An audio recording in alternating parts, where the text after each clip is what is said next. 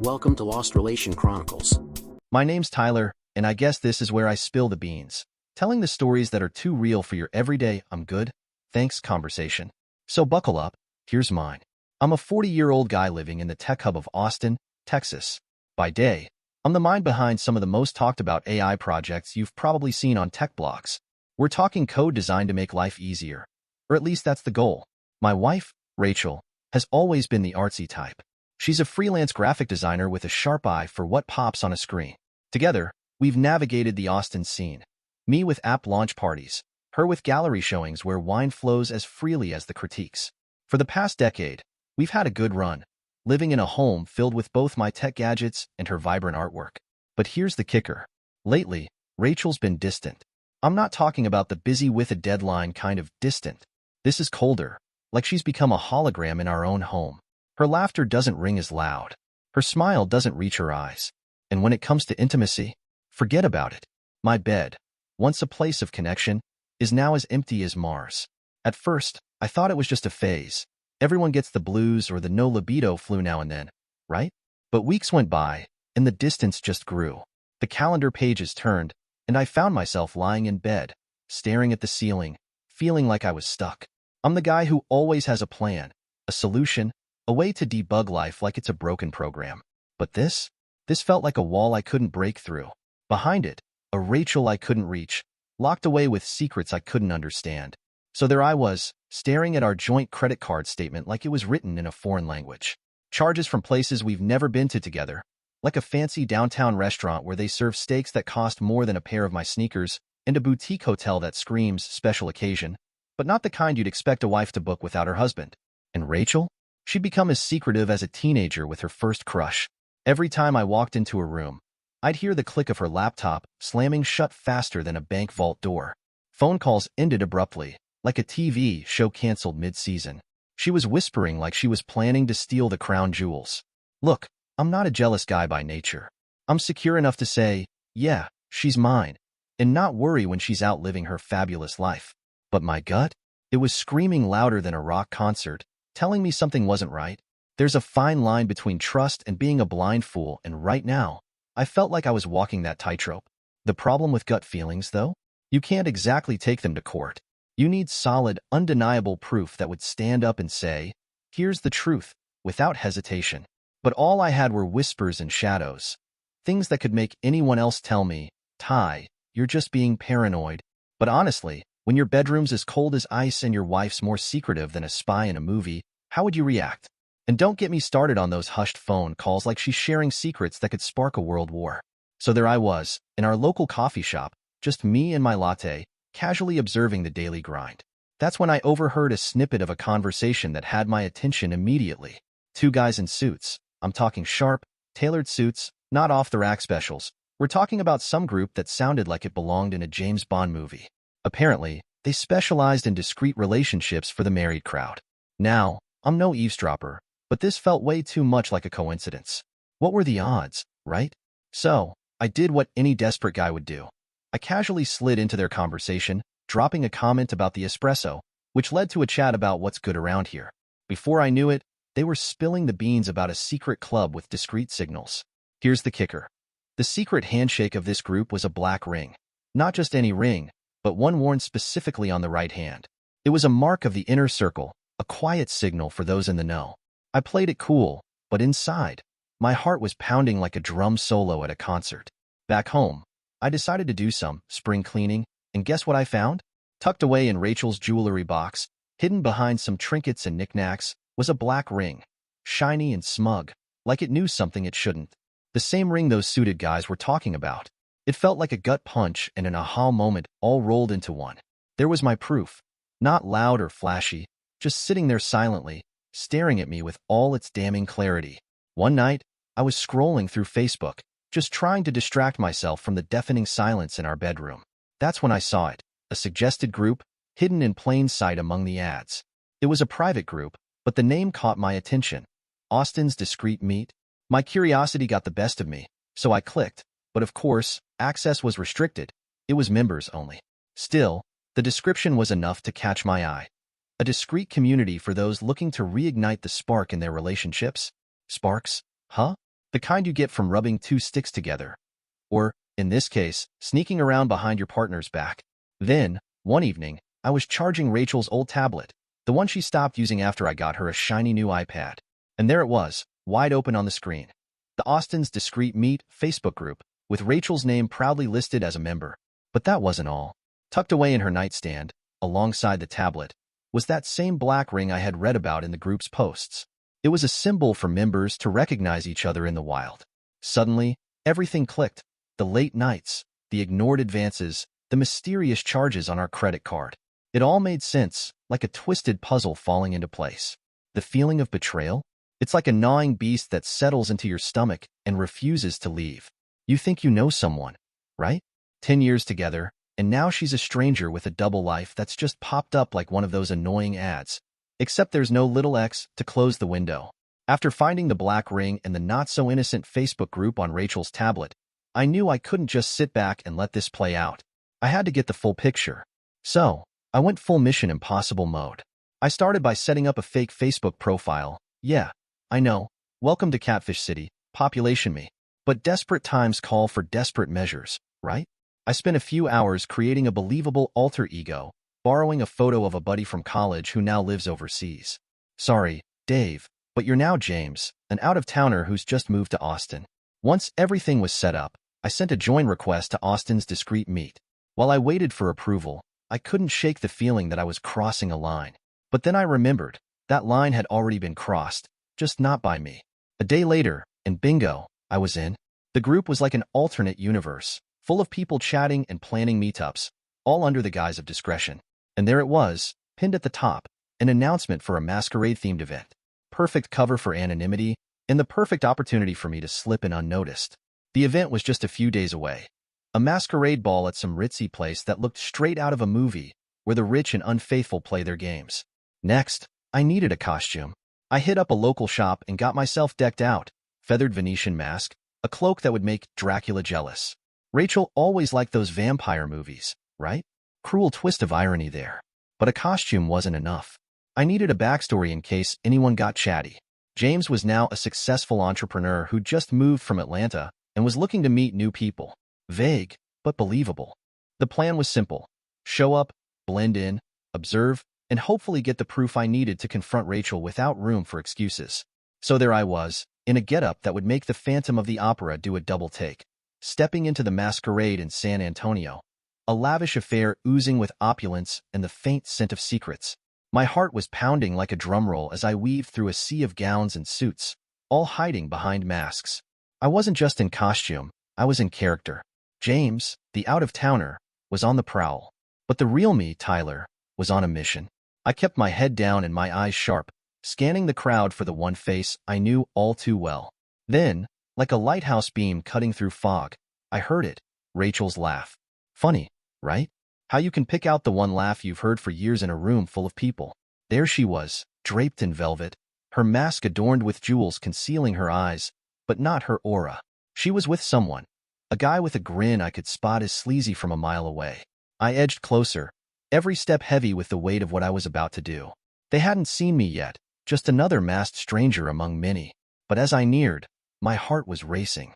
It was showtime. I slipped through the crowd, made it to their little bubble of betrayal, and stood there for a heartbeat. Rachel was mid-conversation, a glass of champagne in one hand, the other resting on the guy's arm. I reached up, pulled off my mask with all the drama of the evening, and asked, "Enjoying the party?" My voice was steadier than I felt. The look on her face was pure shock, like she'd seen a ghost. Her companion, Mr. SAS, looked like he was about to choke on his own Adam's apple. "Tyler," Rachel gasped, the color draining from her face. "What? How?" There were a million things I wanted to say, a flood of questions and accusations. But all I could do was stand there, the raw truth hanging between us like a thundercloud. Part of me enjoyed the shock on her face, the way her confident demeanor crumbled.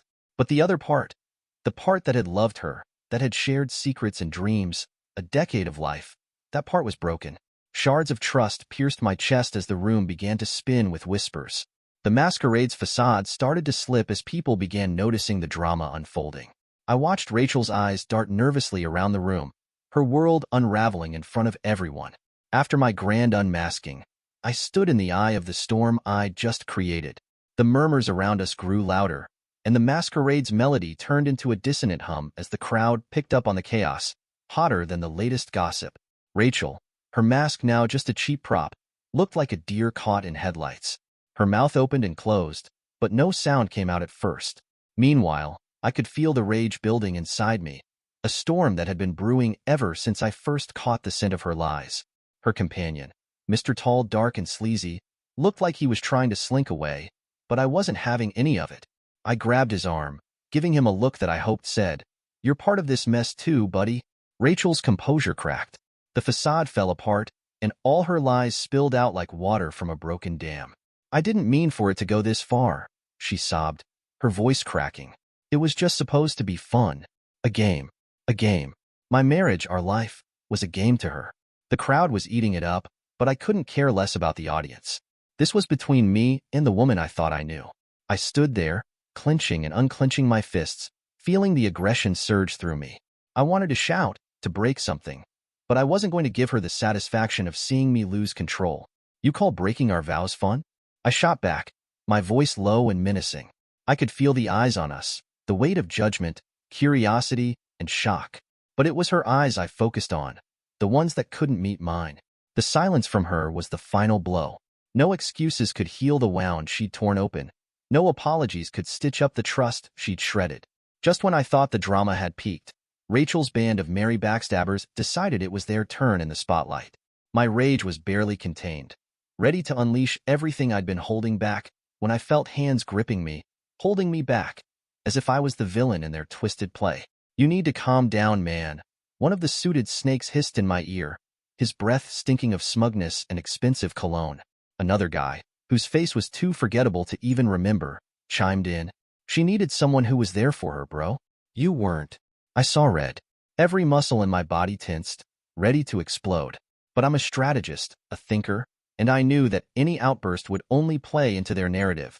The unhinged husband losing it while the poor, misunderstood wife wept into her lace hanky. So, I did the next best thing. With the world around me blurred by fury, I pulled out my phone, switched on the camera, and started recording. Their faces, Rachel's tear-streaked makeup, the decor they were so proud of, were all captured in high definition. "Say cheese," I growled, making sure to film the whole scene, sweeping across the crowd of co-conspirators. Their smug expressions shifted to shock in an instant. Then I turned the camera on myself. "You see this?"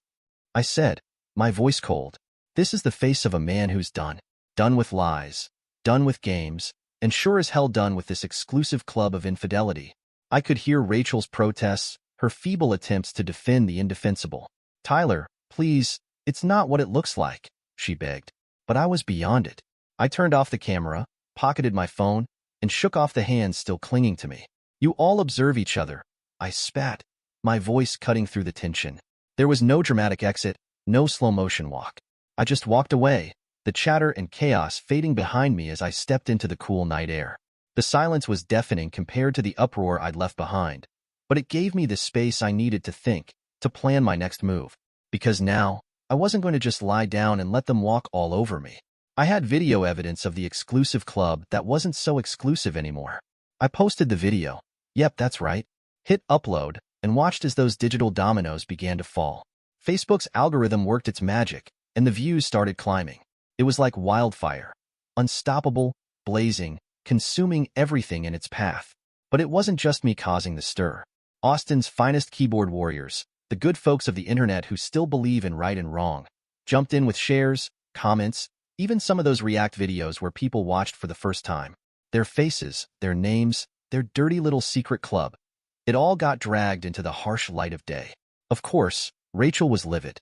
My phone blew up with messages, missed calls, a symphony of notifications. "How could you? You've ruined us. Take it down, Tyler."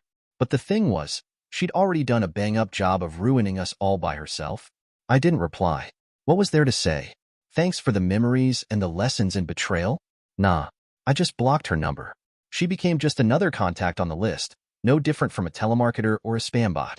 Now, don't think I came out of this unscathed. A guy doesn't go through something like this without some scars. But here's the kicker. I came out stronger, wiser, with a little more grit under my fingernails. I wasn't about to sit around nursing my wounds and letting moss grow under my feet. No, sir. It was time for a fresh start, a new chapter. So, I decided to learn the art of cold approaches, walking up to a stranger and starting a conversation. No masks, no secrets. Just me and my newfound boldness. It wasn't about finding the next Rachel. It was about finding Tyler again. The guy who can chat up someone new without an agenda. The guy who isn't afraid to take a step forward, even if he's still brushing off the dust from the fall. And here I am, hitting the streets, coffee shops, parks, wherever life buzzes, and real people show their faces without the need for a masquerade. It's thrilling. Like the first time you ride a bike without training wheels. Wobbly? Sure. But damn, it feels good to be in control again. Life's a lot quieter now, and that's exactly how I like it. The chaos has faded, and in its place, I've found something new. Something real. Max and Luna, my two German shepherds, are my constant companions now. The moment I brought them home, everything changed. They've become my new family, loyal, loving, and full of energy. Mornings are my favorite part of the day. I get up, pour myself a cup of coffee, and then it's time to hit the park. Max and Luna are practically bouncing off the walls as soon as they see me grab their leashes.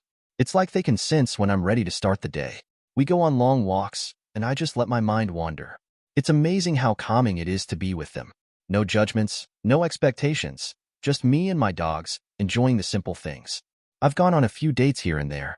Nothing too serious, just some coffee, casual dinners, small talk, getting to know someone. But the truth is, I'm not in any rush. I'm not looking to fill a void anymore. My time with Rachel, with all the lies and betrayal, taught me something valuable. Relationships need to be built on trust, on mutual respect, and on something that can withstand the test of time. And I'm okay with taking my time now. No more jumping in just to keep busy. If something real happens, it happens. But I've learned to be okay on my own, too. For the first time in a long while, I feel like I'm living for me. There's no pressure, no drama. Just me, my dogs, and whatever the future holds. I've got the time and the space to figure things out. And when the right person comes along, they'll know what it means to have patience and to build something real. But for now, I'm just enjoying the ride, taking it one day at a time with Max and Luna by my side. They remind me every day that love doesn't have to be complicated. Sometimes, it's as simple as a wagging tail and the unconditional support of the creatures that truly get you. I heard about Rachel through the grapevine, and honestly, part of me didn't even want to know. But, well, news travels fast, especially when you've been in the public eye for the kind of thing I went through. It's hard to avoid. 6 months ago, she was in a spiral. The moment I hit upload on that video, everything about her life unraveled. The media went wild. Every time I checked my phone, there was another headline. Another story about the cheating, the drama, the club she'd been a part of. At first, I felt a weird sense of satisfaction. She'd put me through hell for so long, and for once, the truth was out. People knew her for what she was. But it didn't take long before that satisfaction turned into something else. I'm not proud to admit it, but I felt a little guilty. Rachel had always been this larger-than-life figure in my world. So confident, so put together. Seeing her flounder in the media, seeing her lose her job, it was like watching a slow-motion train wreck. I heard she got fired from her position, and though I knew she probably deserved it, it didn't sit right with me. Losing everything because of one stupid mistake. It was brutal. I never wanted to see her completely broken, but the universe had its way of showing her the consequences of the choices she made. She left town not long after, took off and went to live with her parents, trying to lay low and figure out what was left of her life. It wasn't long before I stopped hearing about her. I thought maybe she'd gone underground. Maybe she'd change, or at least have the decency to be embarrassed, to reflect on everything that had happened. Then, I heard she went to Miami. I didn't know what she was doing there, but the rumors started flying. A friend mentioned that Rachel had started an OnlyFans account, and I wasn't shocked. I was disappointed, but I wasn't shocked. Rachel had always wanted attention, always wanted to be the center of everything. Now, she was chasing it in a different way. I guess there's something poetic about it, in a messed up way. She went from living a lie, hiding behind a mask, to literally becoming one online. She was selling herself in ways she never did before. She had always been about the image, the persona, the perfect life. Now, she was selling that too, for the world to see, one pay-per-view subscription at a time. I didn't know what to think about it. Honestly, a part of me felt bad for her. She was clearly lost, trying to reclaim something, anything, from the wreckage. But another part of me didn't have that sympathy. She'd done this to herself. She chose to live a double life, to tear apart the one thing I thought we had. She couldn't just let it go, couldn't move forward and find something better. Instead, she leaned into the chaos, the attention, even if it meant selling out. But here's the thing, I don't care anymore. I used to check in on her, wondering what she was doing, but now I don't. I've moved on and honestly, I'm at peace with it. I've got my own life to live. I've got Max and Luna, and they're my focus now. Rachel's path is hers to walk, but I'm not walking it with her anymore. Whatever she's doing in Miami, whatever decisions she's making, they don't have a hold on me. I've learned enough from that mess, learned enough about what kind of person I never want to be, and what kind of life I don't want to lead. She's out there, doing whatever she's doing, and I'm here, living my life. I'm at a place now where I've learned not to dwell on her mistakes, not to let her choices affect mine. My life is a lot quieter now, and I intend to keep it that way. So, if Rachel's found a new way to grab attention, so be it. I'm over it. She's no longer a part of my world. And honestly, that's the way it should be. Dear listeners, please share your thoughts in the comments section below, and don't forget to like, share, and subscribe.